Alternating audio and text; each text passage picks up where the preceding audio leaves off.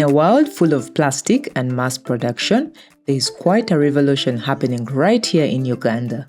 It's a skill passed down through generations, but today it's also a business. Pottery is one of those incredible trades where Ugandans are lifting themselves up. They are creating and innovating items that are not just beautiful, but sustainable and eco-friendly. Today we spend the day with one of these artisans.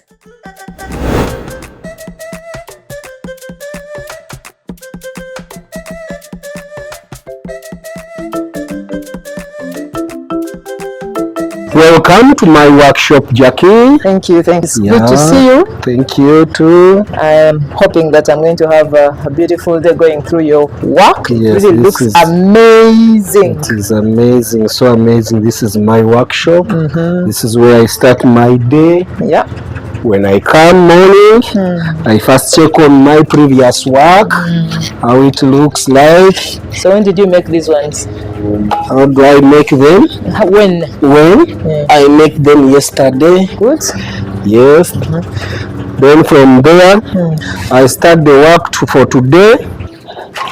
This is my clay. I open it. I cover this clay because I need a soft clay. I cover it with this cover to keep it soft. Then after, I check out my clay like this. When the clay is not okay, I can't get a beautiful pot. When the clay is okay, I get a beautiful pot. Like the saying goes, if the clay is not happy, the pot is also not happy. Yeah. Yes. Then after here, I get a clay.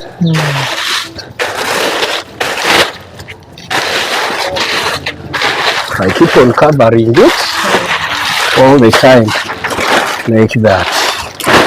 So you cover it to keep it soft. Keep it soft. Okay. Then to the wedging place. Okay. I use this wood. The woods? Okay. This wood to wedge it. Okay. How you wedge? I wedge this clay according to the size that I want to produce. Now this size, it's a lot of energy. Yes, I use a lot of energy like you need this. To have had good breakfast. And I wedge it so that I leave no more air space. Because when you leave air space there, you could not make something which is good. And you will fail to produce a good what? Good pot. A good pot. So you have to wedge and make this piece smoothly. So the whole purpose of wedging is to remove air. To remove air space. Got that one. Yes. And to softening it proper. Then after here, to the machine where I produce from. Okay. So this is the machine. Behind me. Here we go. I fix it. There. On this machine, it is called the wheeling pot machine. There, after there, I get my apron. This is my apron I use. Interesting. Yes. Wow. Like this. Wow. I love your apron. I start molding. It's a plastic one. Yes. Here we go. Now I start molding. Whoa. I put some energy. Oh. Wow, look at that. The first step, I center it first. Something like that. Wow.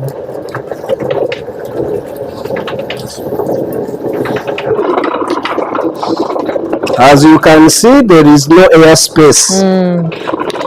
That's why it moves very smoothly. Beautiful. And slowly like that. Yeah.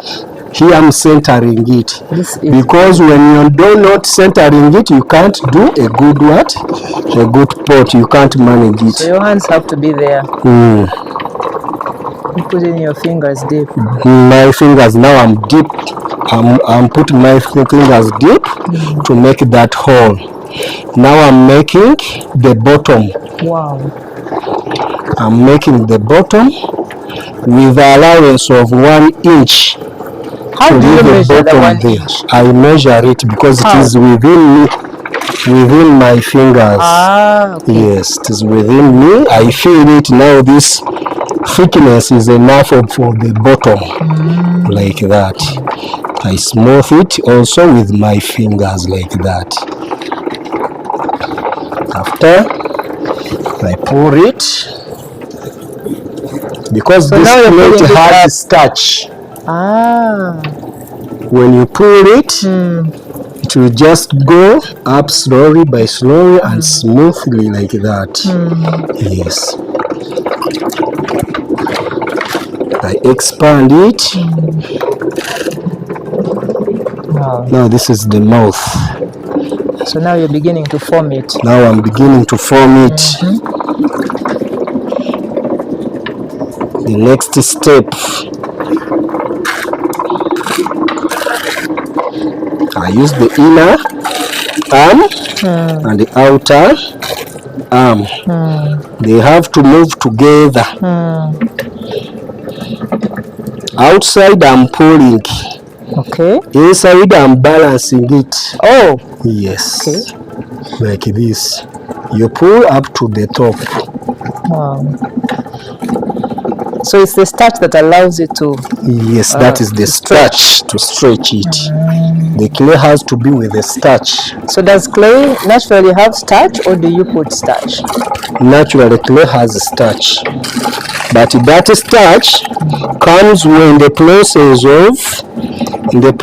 of more like the process like of wedging and kneading. Yes. Okay. You get that starch more and more, like that. Right now I'm molding a pressure cooker. What I call a pressure cooker, a cooking pot. That's what I'm molding right now, like that, and I'm shaping it. After all, I have my tools. So we are making this is called a bamboo pressure cooker. A pressure cooker, local pressure cooker. Pressure cooker. Yes. Not the electric one, guys. Not the electric one. This is a clay pressure cooker. Yeah. Like that. I get my tools. Now I'm getting back to sustainable materials. Here we go. Yeah. Now I'm shaping it like that.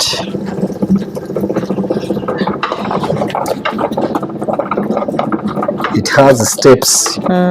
You can't shape it at once. You go slow by slow in steps.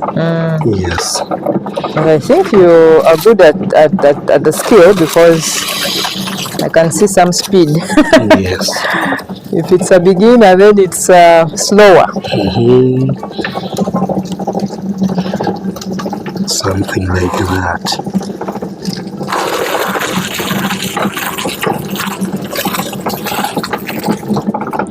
Wow. The size I'm making, it's a bigger bit. It can take like 5 kgs of meat. Oh, so I can steam 5 kgs of meat in this pressure cooker? Yes, in this pressure cooker. Guys out there should come and really adventure with a clay pressure cooker. Like that. Yeah. It's in good in your own thinking, do you think using a clay pressure cooker is much better than an electric cooker? Do you think it's faster in your thinking? It might be not faster than the other one, but it has minerals. It has minerals. It gives you good food, has good soup. Sauce remains with the vitamins and the minerals you're speaking about. And minerals that which come from the coming out from the clay. Because clay, in actual sense, it has iron. whereby people do need iron in their body. So some of us who are even lacking iron should really use these clay pots for cooking. So the minerals naturally mix as you cook. As you cook. That's a good one. I'm actually going to buy one. It has its own steam. When you cook, the steam goes inside within there. It doesn't disappear. It doesn't disappear. Evaporate or what? It doesn't evaporate. So it means you get good soup. And don't flag. Stews. Yes. Like that. As long as we put all the ingredients. I have to take one, and I'm looking forward to prepare a stew. Something like meat that. Stew in it.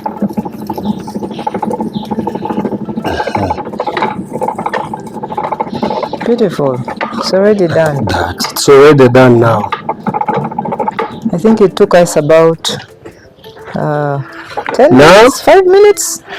Yes, 5 minutes or 4 minutes. From there, I use this cutting wire to remove it on this pottery wheel. Okay. Yes, but I have to put there water so that the bottom side gets slippery. That's how you do it. I use water. About to ask you, how are you going to carry this wet thing off the wheel? Yes. Isn't it just going to get spilled? No. Wow. It gets slippery like this. I put my arm down the bottom like this. Wow. I hold it like Guys, this. look. Look at this. Look at this. In 5 minutes we have a clay pot. It's actually a clay pressure cooker. Beautiful. Local pressure cooker. Beautiful. Yes.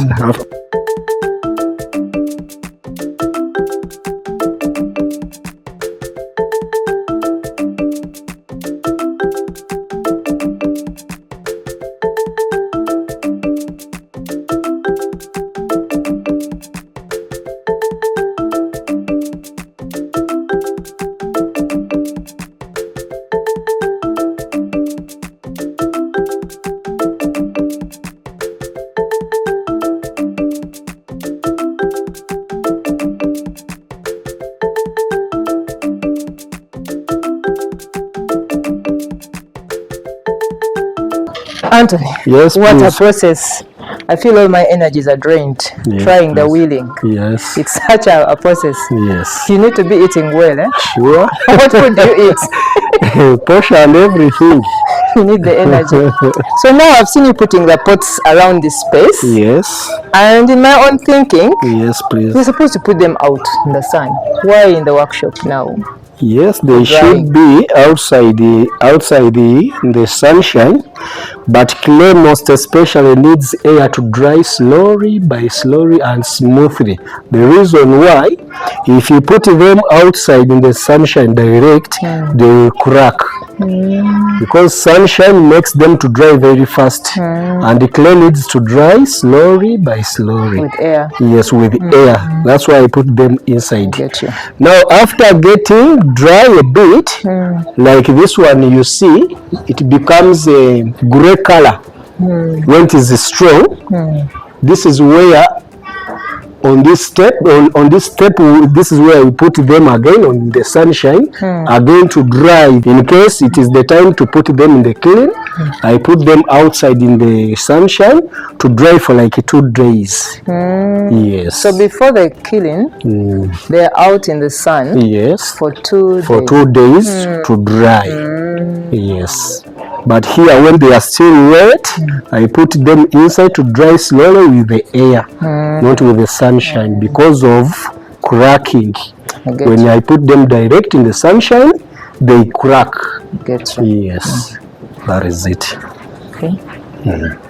This is the fragile part of the journey. After days of shaping, smoothing, and days of waiting under the sun, these pots are at their most vulnerable. One wrong move and weeks of work can end in dust. But Anthony moves with the confidence of someone who has done this 1,000 times. He knows the path, he knows the weight, He's taking them to the fire now because it's only through the fire that they stop being just clay and become pottery.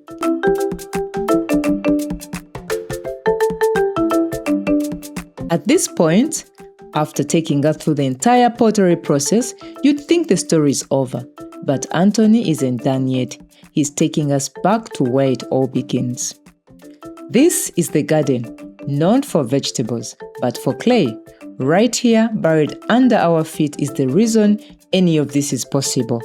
Anthony harvests his own raw materials, but he doesn't take it straight to the wheel just yet.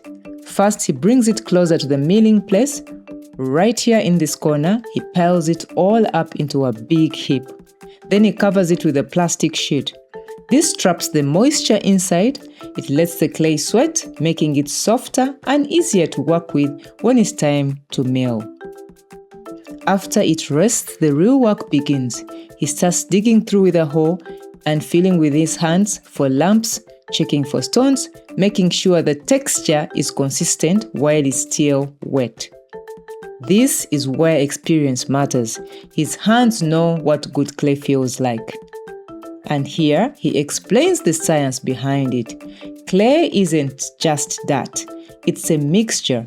It contains natural starches that make it sticky and moldable, and it contains sand, which gives it strength and prevents it from cracking in the fire. The secret to good pottery is getting the balance right. Too much starch and the pot will be soft, it won't hold its shape.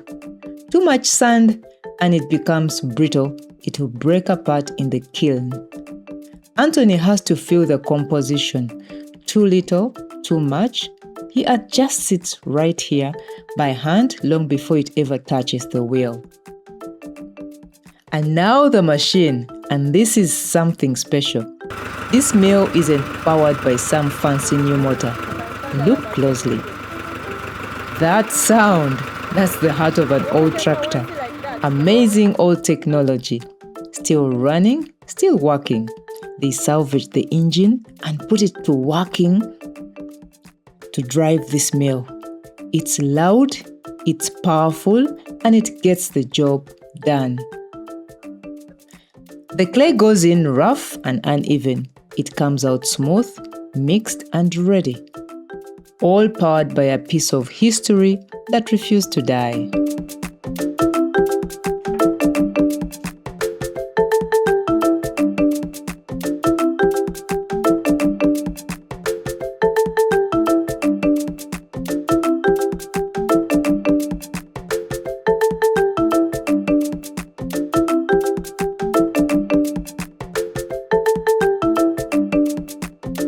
Thank you so much for joining with us in the life of Anthony, the Potterman. Yes, please. And I'm going to be buying 2 products from you. Yes, I'm going to be buying a water pot yes, and a pressure cooker. I would really like to try out making stew in this pot, yes, please. because you really said so many nice things about the stew being made in that pot. Yes.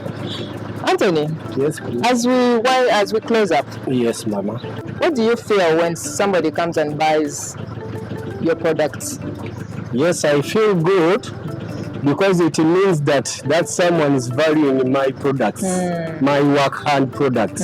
I feel very good, and it strengthens me to go on with working more and more and more. And that's a wrap. If you enjoyed spending the day with Anthony as much as we did, please do us a favor. Hit that like button, share this video with someone who loves handmade things, and subscribe to the channel so you don't miss the next story. But more importantly, we want to hear from you. Tell us in the comments, what do you think of eco-friendly products made from clay? Would you cook in a pot like this? Or are you team aluminium all the way? Drop your thoughts below, let's get a conversation going. And remember, sometimes the old ways are the best ways.